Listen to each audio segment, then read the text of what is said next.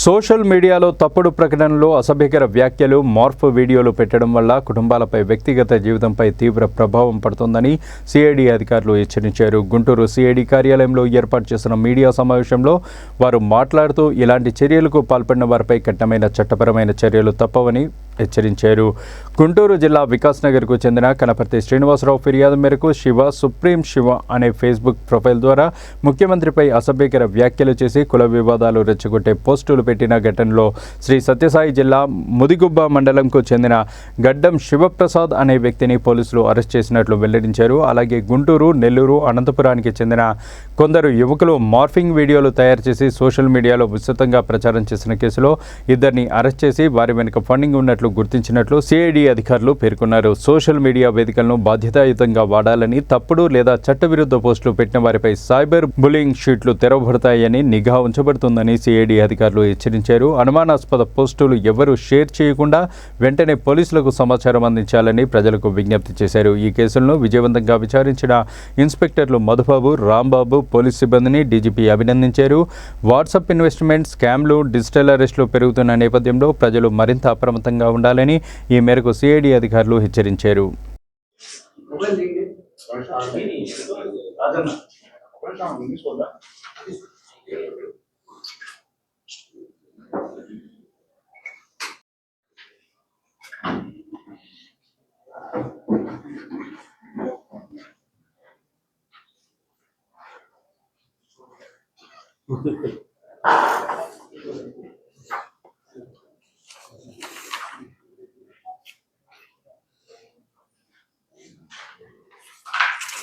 ఇతను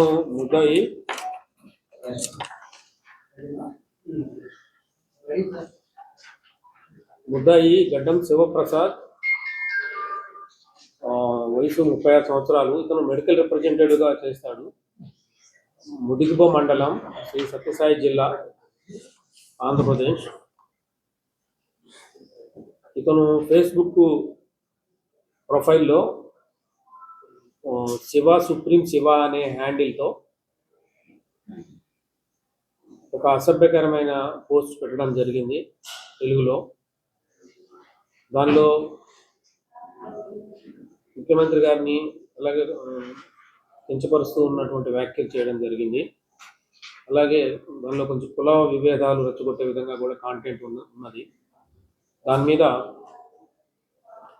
సిఐడిలో DGP CID గారి ఆధ్వర్యంలో కేసు రిజిస్టర్ చేయడం జరిగింది.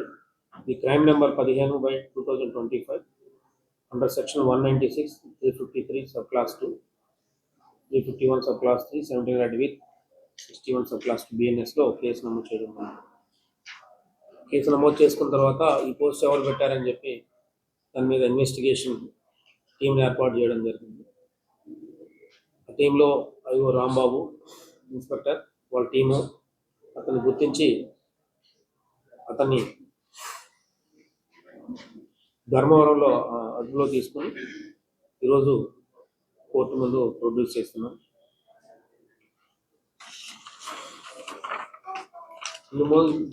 తెలియజేసేది ఏమంటే, సైబర్ క్రైమ్ కింద నేరం అవుతుంది. ఇది సోషల్ మీడియాలో ఫ్యాక్ట్స్ని వక్రీకరించి కానీ లేదా అసభ్య పదజాలంతో వ్యాఖ్యలు పెట్టడం కానీ, అలాగే మార్ఫింగ్ వీడియో చేసి పెట్టడం కానీ, ఇది సోషల్ మీడియా అబ్యూజ్ అవుతుంది. ఇది సైబర్ క్రైమ్ కింద వస్తుంది. దీని ప్రకారం కన్సర్న్ బిఎన్ఎస్ భారతీయ న్యాయ సంహిత సెక్షన్లతో పాటు ఇండియన్ ఐటీ యాక్ట్ 2000 సెక్షన్లు కూడా దీనిలో పెట్టడం జరుగుతుంది.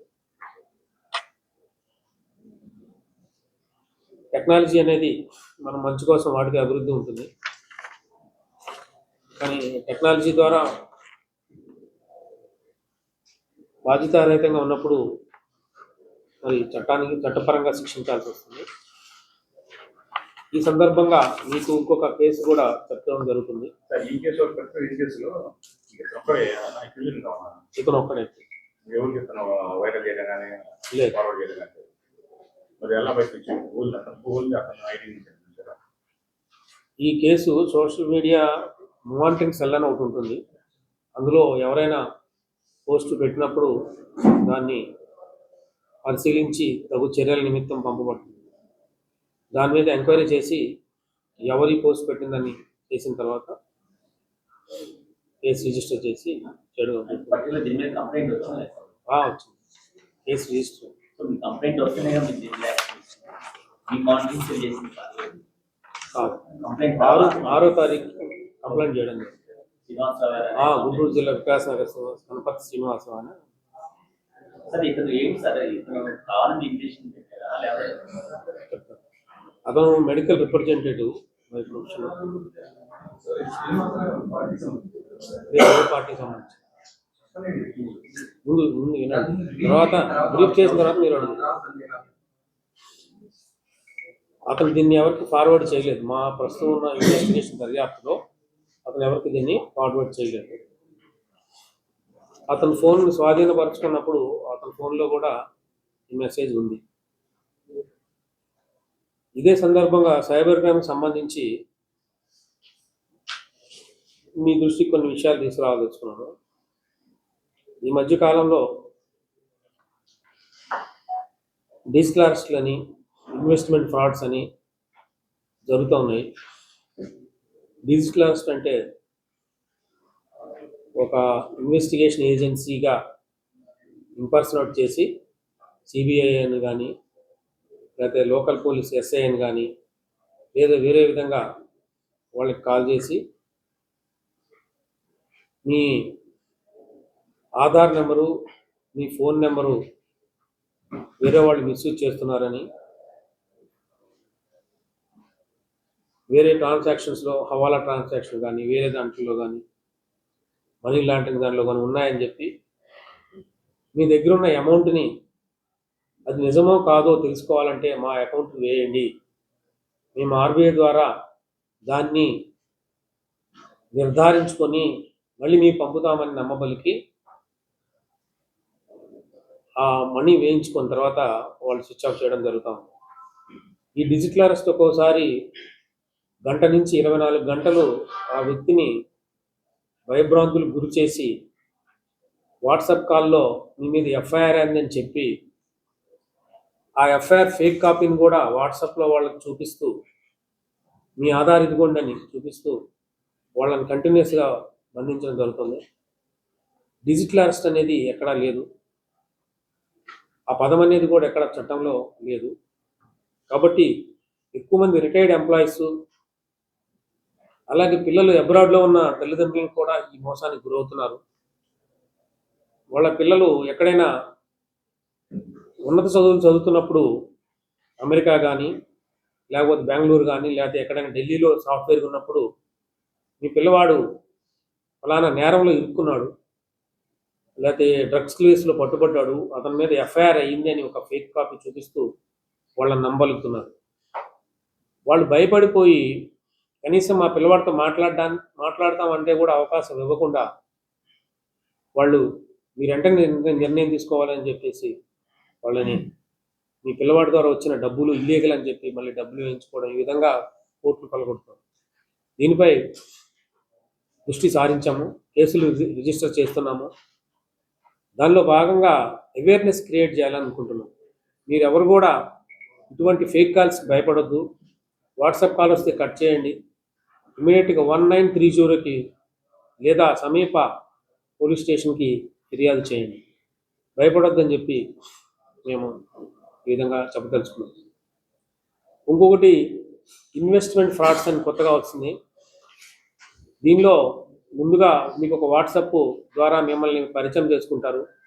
మిమ్మల్ని ఆ గ్రూప్లో మీ అనుమతి లేకుండా గ్రూప్లో జాయిన్ చేస్తారు. మేము షేర్ మార్కెట్ ఎక్స్పర్ట్స్ మని ఏ షేర్స్లో పెడితే ఎక్కువ మనీ వస్తుందో మీకు చెప్తామని ఒక వారం రోజులు పరిచయం పెంచుకుంటారు. పరిచయం పెరిగిన తర్వాత మీరు ఈ షేర్లో పెడితే డబుల్ అవుతుందని నమ్మగలుగుతారు. మొదట్లో వాళ్ళే ఒక ఫేక్ ప్లాట్ఫామ్ క్రియేట్ చేసి వాళ్ళ సొంత అకౌంట్లకి మనీ వేయించుకుంటారు. మామూలు డిమాట్ అకౌంట్ కాకుండా సొంత అకౌంట్లకి మనీ వేయించుకుంటారు. ఆ మనీని ఒక ఫేక్ ప్రొఫైల్ క్రియేట్ చేసి డబ్బులు పెరిగినట్లుగా చూపించి మీకు వాట్సాప్లో చూపిస్తారు. ఆ లింక్ ఓపెన్ చేస్తే మీరు సపోజ్ ఒక ₹1,00,000 ఇన్వెస్ట్ చేస్తే వారం తర్వాత 2 లక్షలు అయినట్టు మీకు దాంట్లో కనిపిస్తుంది. అది ఫేక్. కొంతమంది అత్యాశ నుండి, దురాశ నుండి ఈ మోసానికి గురవుతారు. త్వరగా డబ్బులు సంపాదించాలనే ఉద్దేశంతో ఈ ఇన్వెస్ట్మెంట్ ఫ్రాడ్కి గురవుతున్నారు. చాలామంది లక్షలు పోగొట్టుకున్న తర్వాత వాళ్ళు మళ్ళీ మా డబ్బు మాకు తిరిగి ఇవ్వండి అని చెప్పినప్పుడు మీరు ఇంకా ట్యాక్స్ కట్టాలి, జిఎస్టీ కట్టాలి అని చెప్పి ఇంకా వేయమని చెప్పడానికి వీళ్ళు అనుమానం వచ్చి ఆగిపోతే అకౌంట్ను బ్లాక్ చేస్తున్నారు. లేదు మా ఒరిజినల్ ప్రిన్సిపల్ అమౌంట్ మాకు తిరిగి ఇవ్వండి అని అడిగితే అకౌంట్ బ్లాక్ చేస్తున్నారు, నెంబర్ బ్లాక్ చేస్తున్నారు. ఈ విషయం చెప్పదలుచుకుంది ఏమంటే ఏది కూడా డబ్బులు 1-2 రోజుల్లోనో వారంలోనో రెట్టింపు అయ్యేది ఏ స్కీము లేదు. అది చట్టపరంగా వచ్చే ఇంట్రెస్ట్ కానీ మార్కెట్ ఒడిదుడుకులను అనుసరించి మాత్రమే మనం పెట్టే పెట్టుబడులు పెరుగుతాయి తప్ప ఓవర్ నైట్ డబుల్ అయ్యేది లేదు. ఈ విషయాన్ని అందరూ గమనించాల్సిందిగా చెప్తున్నాం. ఇటీవల కాలంలో ఫేస్బుక్, ఇన్స్టాగ్రామ్, టెలిగ్రామ్ లాంటి యాప్ల్లో కొన్ని వీడియోలు మార్ఫ్ చేసి చెప్పనివి చెప్పినట్టుగా ఫ్యాక్ట్స్ని డిస్టార్ట్ చేసి ఫ్యాక్ట్స్ని మార్ఫింగ్ చేసి పెట్టడం జరుగుతూ ఉంది. ఇటువంటి కేసుల్లో గుంటూరు చెందిన తారక్, అలాగే అనంతపురం చెందిన భార్గవ్ని నిన్న అరెస్ట్ చేయడం జరిగింది.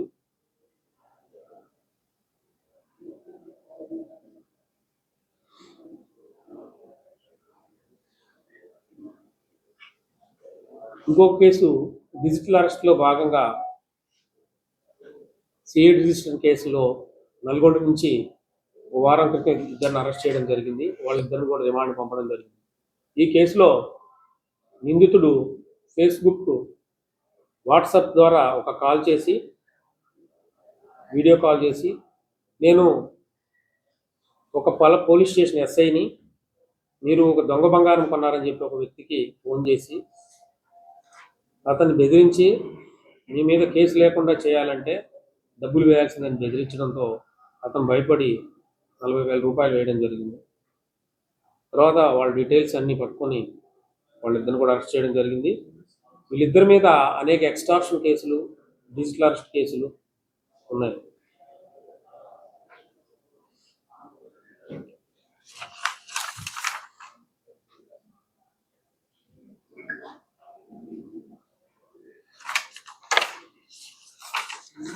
ఏమన్నా అడుగుతారా?